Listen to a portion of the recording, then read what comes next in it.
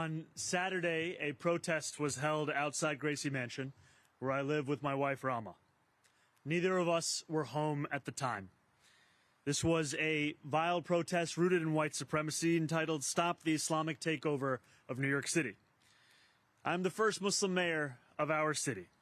Anti-Muslim bigotry is nothing new to me, nor is it anything new for the 1 million or so Muslim New Yorkers who know this city as our home. While I found this protest appalling, I will not waver in my belief that it should be allowed to happen. Ours is a free society where the right to peaceful protest is sacred. It does not belong only to those we agree with. It belongs to everyone. I will defend that right every day that I am mayor, even when those protesting say things that I abhor. Let me also be clear about something else. New York City will never tolerate violence, whether from protests or counter-protests. Many of the counter-protesters met this display of bigotry peacefully, with a vision of a city that is welcoming to all. But a few did not. Two men, Amir Balat and Ibrahim Kayumi, traveled from Pennsylvania and attempted to bring violence to New York City. They are suspected of coming here to commit an act of terrorism. There is video of these two individuals throwing two devices towards the protest. The police department has determined that these were improvised explosive devices made to injure, maim, or worse. Thanks to the swift and decisive actions of NYPD officers at the scene, both men were immediately taken into custody, and the devices they brought taken off of our streets. I want to commend the officers who were on site. They faced a chaotic situation that very quickly could have become far more dangerous. NYPD Chief Aaron Edwards and Sergeant Luis Navarro ran towards the danger so that others could run to safety. They are here with us now, and I want to thank them today publicly as I did yesterday privately, and to thank the dozens of other officers who responded without hesitation. That is courage, that is selflessness, and I'm deeply grateful to both of them and to every member of the NYPD who works every single day to keep New Yorkers safe. As the NYPD continued their investigation yesterday, they found a third suspicious device in a vehicle on East End between 81st and 82nd Street. Out of an abundance of caution, they conducted a number of limited evacuations of nearby buildings before removing the device from the area. Once the device was removed, those evacuated were allowed to return to their homes. I am grateful for their continued work to keep New Yorkers safe. And let me say this plainly. Anyone who comes to New York City to bring violence to our streets will be held accountable in accordance with the law. As this case continues to develop, I will remain in close contact and communication with our police commissioner. I want to say thank you once again to everyone who acted on Saturday to protect their fellow New Yorkers and to uphold the values of this city. Now I would like to invite Police Commissioner Tisch to say a few words. Thank you, Mayor. Good morning, everyone.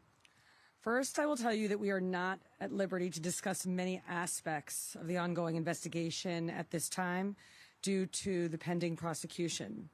The suspects here, Amir Balat and Ibrahim Kayumi, are going to be prosecuted in federal court here in Manhattan, and a complaint will set forth criminal charges and the factual allegations supporting those charges.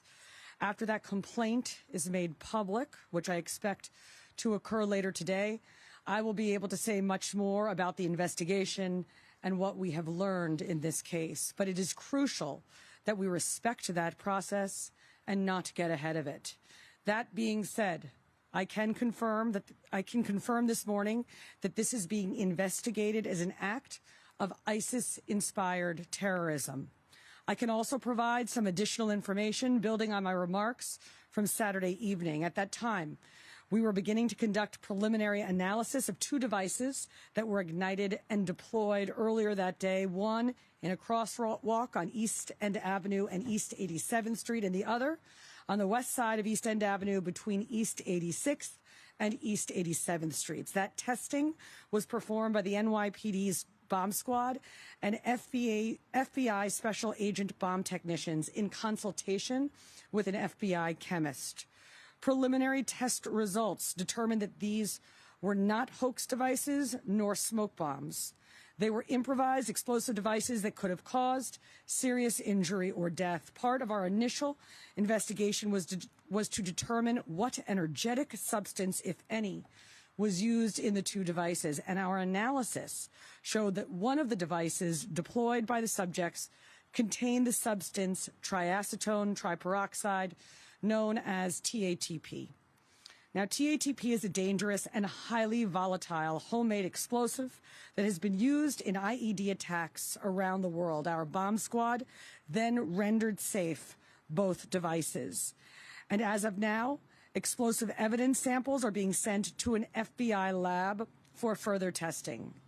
Our investigation also led our detectives to a vehicle that was tied to the suspects. And yesterday afternoon, patrol officers found that car, a black 2010 Honda with New Jersey plates on East End Avenue between East 81st Street and East 82nd Street. Using a robot, the NYPD's bomb squad was able to find another possible suspicious device and materials inside the car consistent with the first two explosive devices, and the area was immediately frozen and cleared.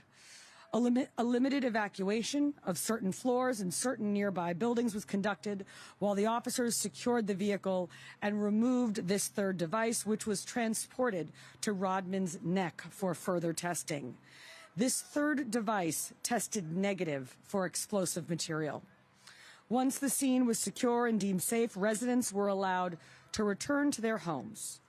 Now, we have been in a heightened state of alert in New York City since the start of hostilities in Iran, and we remain in that posture today. We will continue to deploy additional counterterrorism resources throughout New York City, including heavy weapons teams, K-9 units, aviation, and more.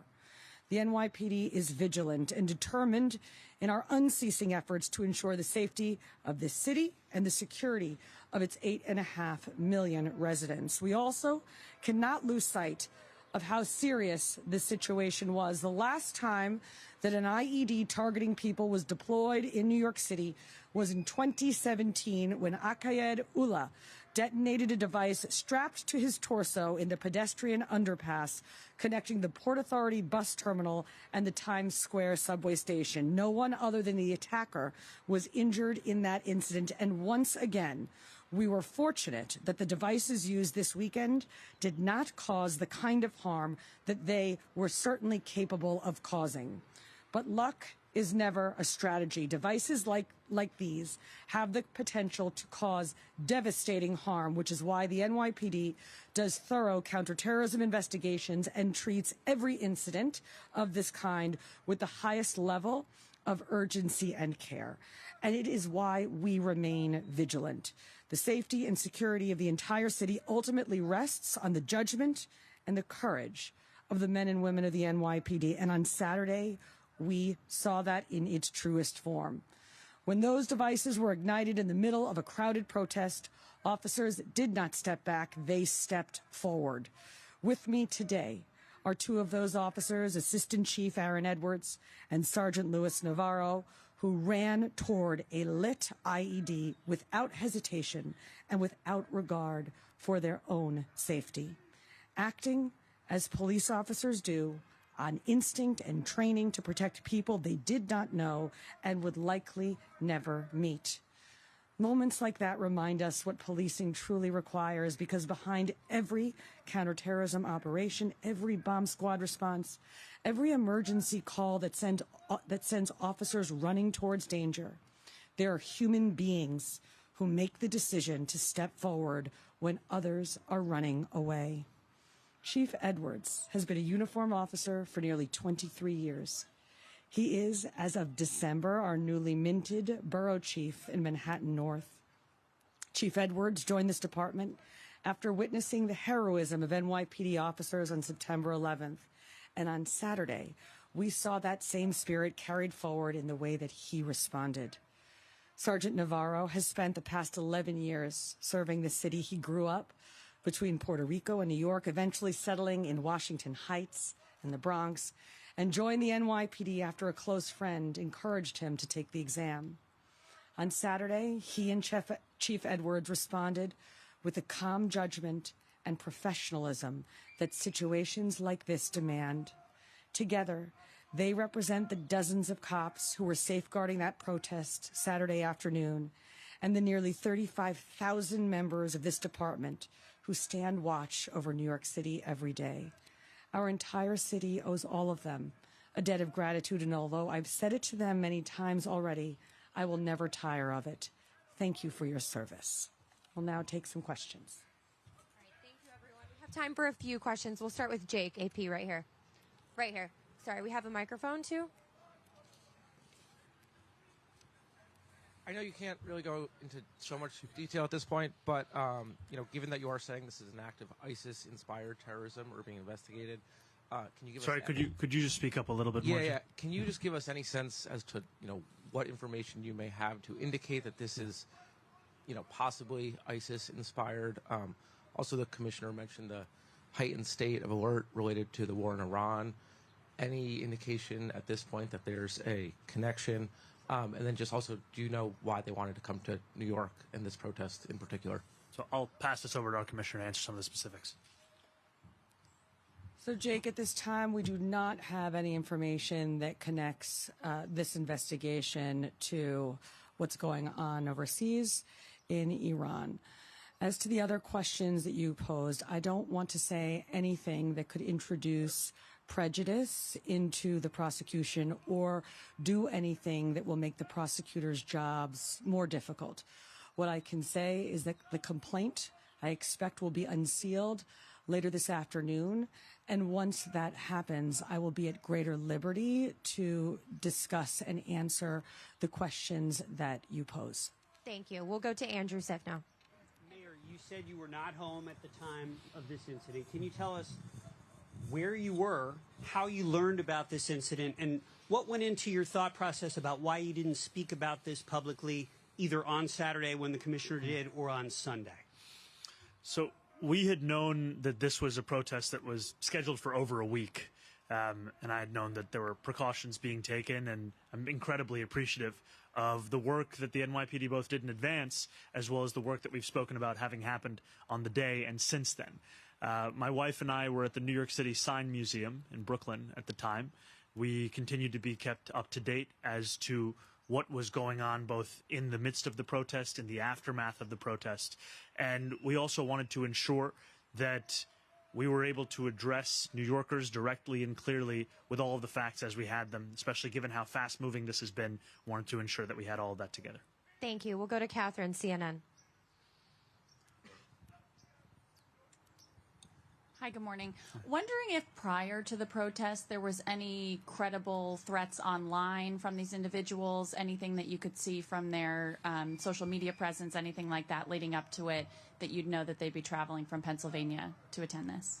Again, preliminary investigation, and you're going to learn a lot more as the complaint is unsealed, but nothing at this time that would have suggested that. Thank you. We have time for one more question. Emma, go ahead right here in the front.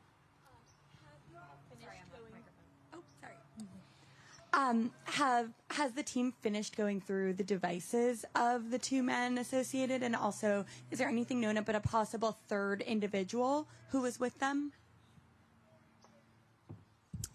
Those devices are currently being investigated, so that process is ongoing, and we have no information about a possible third individual with them at this time.